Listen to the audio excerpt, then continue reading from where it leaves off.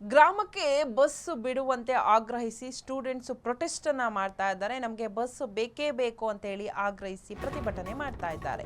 ಗ್ರಾಮಕ್ಕೆ ಬಸ್ ಬಿಡುವಂತೆ ಆಗ್ರಹಿಸಿ ಸ್ಟೂಡೆಂಟ್ಸ್ ಇಂದ ಪ್ರೊಟೆಸ್ಟ್ ಖಾನಾಪುರ ತಾಲೂಕಿನ ಪರಿಶ್ವಾಡ ಗ್ರಾಮದಲ್ಲಿ ಪ್ರತಿಭಟನೆ ನಡೀತಾ ಇದೆ. ಸಮಯಕ್ಕೆ ತಕ್ಕ ಬಸ್ ಇಲ್ಲದೆ ಶಾಲಾ ಕಾಲೇಜಿಗೆ ಹೋಗಲು ತುಂಬಾ ಕಷ್ಟ ಆಗ್ತಾ ಇದೆ.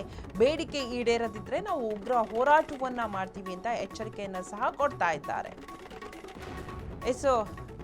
ಖಾನಾಪುರ ತಾಲೂಕಲ್ಲಿ ಬಸ್ ಬಿಡುವಂತೆ ಸ್ಟೂಡೆಂಟ್ಸ್ ಮನವಿಯನ್ನ ಮಾಡ್ತಾ ಇದ್ದಾರೆ.